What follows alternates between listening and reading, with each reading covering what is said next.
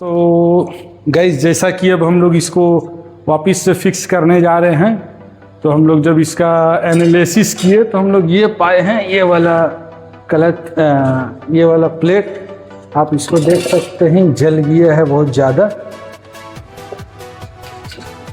ये।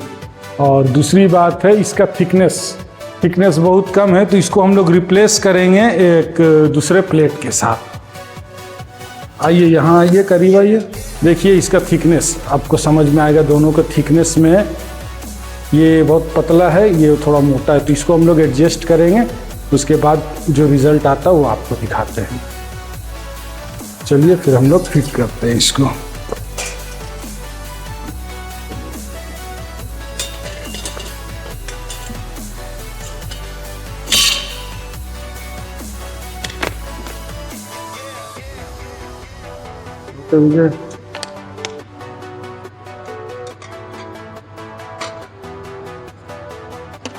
ऑयल डालो,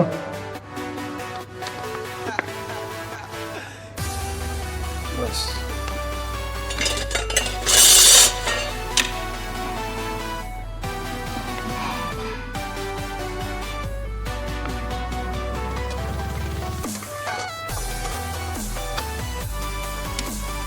ऑयल डालो,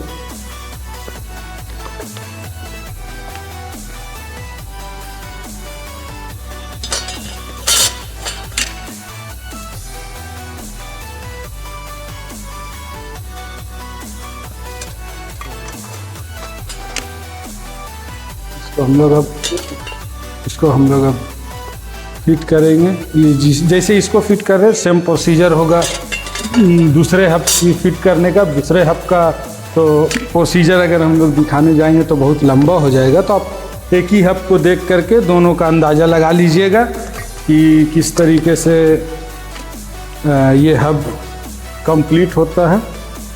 तो आप एक को देख लीजिएगा तो उम्मीद है आपको दोनों के लिए आइडिया मिल जाएगा।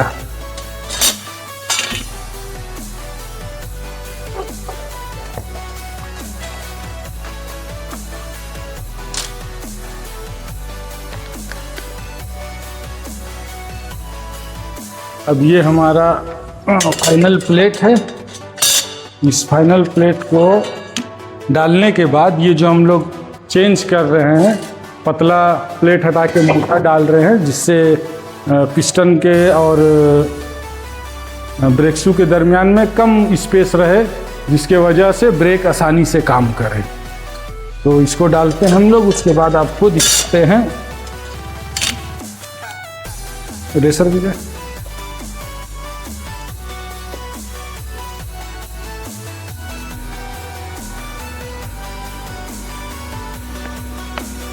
तो ये अब हमारे रेसर का टाइम है। अभी इस रेसर को डाला जाए।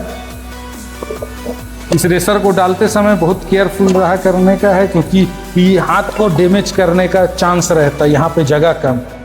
ओके, ये लग गया। अब इसके बाद हम लोग इसको जो गियर डालेंगे उसके बाद चेक करेंगे कि उस गियर के दरमियान और इसके दरमियान में कितना स्पेस है। ये बहुत इम्पोर्टेंट है। अगर स्पेस ज़्यादा रहेगा तो फिर वही आपका ब्रेक जो है ना वो वीक हो जाएगा, कमज़ोर हो जाएगा। तो स्पेस कम होना चाहिए, लेकिन साथ में साथ ये थोड़ा फ्री भी होना चाहिए।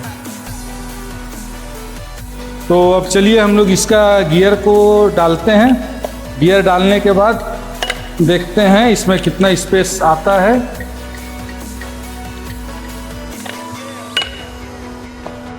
दूसरा दे दो विजय। बस इस गियर को डालते समय बहुत केयरफुल रहने का है।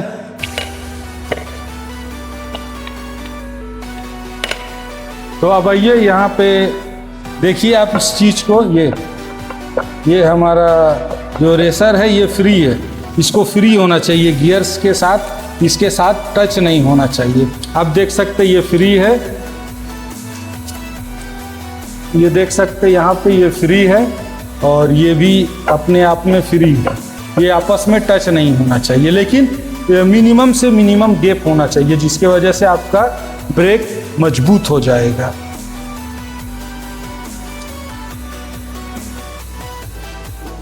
तो वो रेसर और गियर के दरमियान का हम लोग स्पेस देखने के बाद अब इसका फाइनल काम है, इसका जो सर्किलिप लॉक है उस लॉक को लगा देना। उस लॉक को लगाने के बाद फिर इसको हम लोग अपने मशीन में फिट कर सकते हैं। और इस लॉक का डायरेक्शन आप कहीं भी रख सकते हैं, इसमें कोई दिक्कत वाली बात नहीं है। इसका डायरेक्शन आप कहीं भी रख सकते हैं। अब ये हमारा हब तैयार हो चुका है।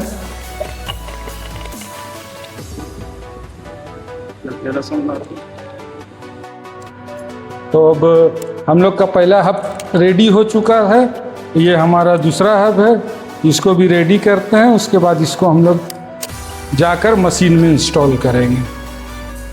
तो जिस तरीके से हम लोगों ने उसका क्लियरेंस देखा था उसी तरीके से एक बार इसका भी क्लियरेंस देख लेंगे। ये भी ठीक है, अपने जगह में फ्री है, ये गियर भी अपने जगह फ्री है, स्पेस कम से कम है और ये फ्री है एक दूसरे से, ये एक दूसरे से फ्री है, टच नहीं हो रहा, मतलब ये ओके है। तो चलिए हम लोग इसको मशीन में फिट करते हैं। तो हम लोग का जैसा कि हब रेडी हो चुका है, अब इसका फेस क्लीन करते हैं। फेस क्लीन करके इसमें ओरिंग आएगा एक, उस ओरिंग को बैठा दिया जाए। उसमें ओरिंग आने के बाद एक ओरिंग ब्रेक के लिए भी आएगा, लेकिन उसको हम लोग आखिरी टाइम में डालेंगे। ये हमारे दो हब का दो ओरिंग है। तो अब एक को डालने का फिलहाल इधर, और उसके बाद एक इसमें डालने का। इसके जगह पे यहाँ पे इसको ओरिंग डाल देते हैं।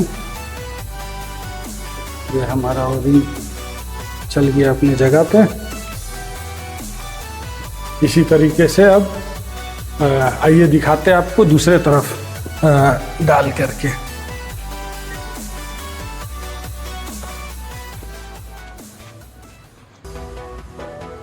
ये हमारा पुराना ओरिंग, इस ओरिंग को निकाल देते हैं।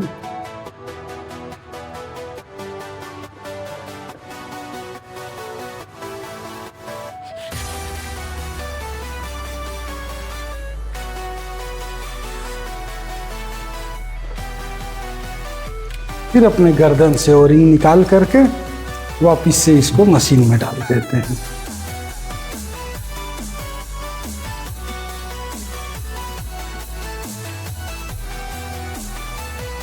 ओरिंग बैठाइएगा तो बहुत केयरफुल। ओरिंग बैठ गया है। अब ये यहाँ देख सकते हैं, ये छोटा ओरिंग है जो ब्रेक लाइन पे आएगा, लेकिन हम लोग इसको तब लगाएंगे जब हब को करीब ले आएंगे, क्योंकि अभी लगाएंगे तो फिर हाइड्रोलिक लीक करेगा वापस। तो ये देखिए आप इसमें देख सकते हैं हम लोग का नया ओरिंग, इसमें हम लोग ग्रीस लगा दिए हैं। ग्रीस लगा के ये जो ब्रेक लाइन है, इस ब्रेक लाइन में फिट कर देंगे। बस हम लोग का ओरिंग का काम हो गया। अब इसको बस ले जाके फिट करना है मशीन में। तो ये रहा हमारा स्मॉल पीस। आइए अब इसको हम लोग इसमें फिट करते हैं। तो ये देखिए इसका एक्सल जो आता है ये दो पीस में आता है। ये एक एक्सल है, इसके साथ ये हम लोग को ऐड करना पड़ेगा। ये हम लोग का ऐड हो गया, लेकिन इसको फिट करते समय हम लोग इसको थोड़ा सा अंदर से भी एक्सल को बाहर निकालेंगे थोड़ा सा, और इसको भी थोड़ा सा बाहर निकालेंगे ताकि सेंटर करने में आसानी हो।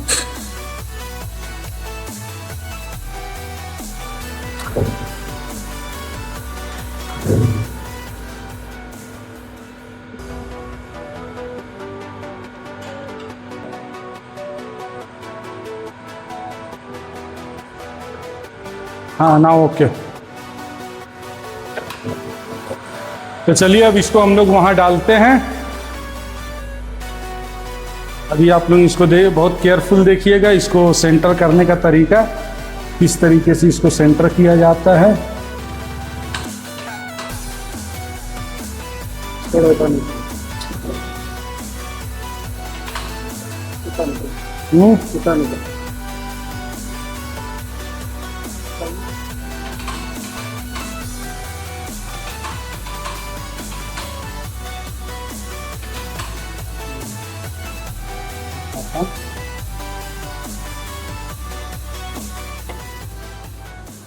अंदर का देखना।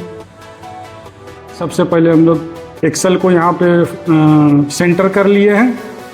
सेंटर करने के बाद ये एक्सल हम लोग का सेंटर हो चुका है। अब ये सेंटर होने के बाद इसको हम लोग अब अंदर डालेंगे। ये अपना हाइड्रोलिक लाइन है, इसको थोड़ा देर में निकाल लेंगे हम लोग। तो चलिए देखते हैं। इसको हमेशा पकड़ के इसे रखने का।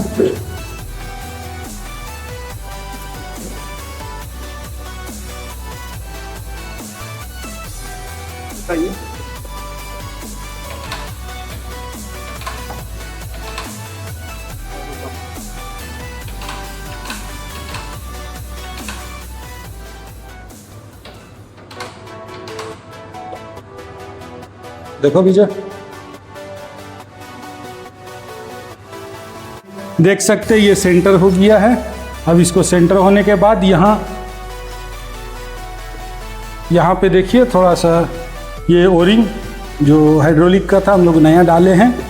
ये ओरिंग हम लोग नया डाले हैं। हाँ, अब इसके बाद हम लोग इसको निकालेंगे। जबकि ऑयल आ रहा है, कोई बात नहीं, इसको हम लोग अंदर लेंगे।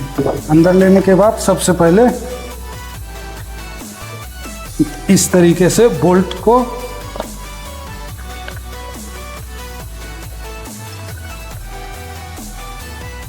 सबसे पहले हम लोग को करना यह है कि कम से कम 2 बोल्ट को सटा देना है, वरना जो ब्रेक का हाइड्रोलिक प्रेशर है वो आता रहेगा।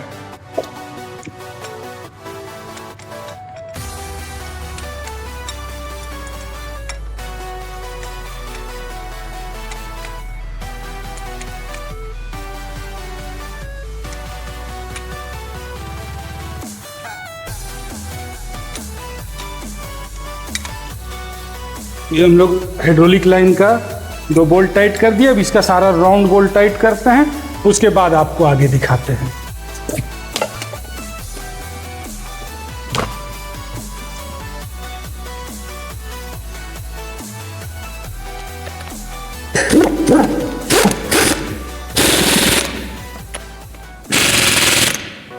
अब तो हम जैसे इसका हब लग गया दोनों साइड का, बोल्ट टाइट करेंगे हम लोग इधर से उधर से दोनों तरफ से मिक्स करके।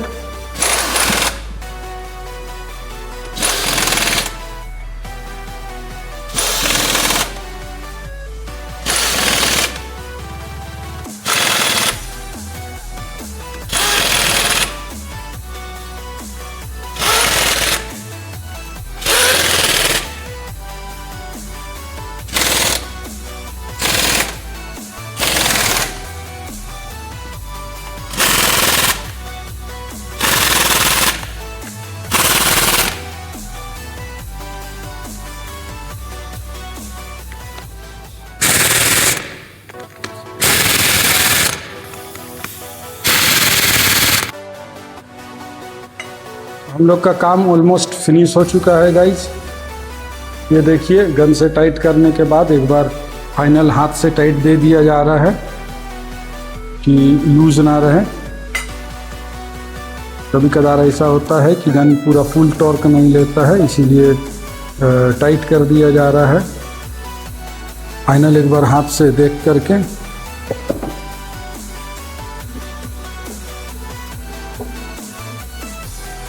हाथ से टाइट करने के बाद ये अब अपना व्हील है, व्हील लगेगा। व्हील लगने के बाद लोडर तैयार हो जाएगा।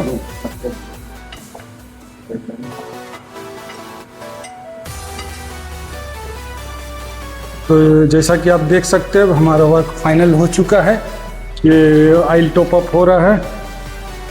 तो विजय, इस एक्सल में कितना ऑयल जाता है? 55 लीटर्स होता है। 55 लीटर्स, हाँ ओके।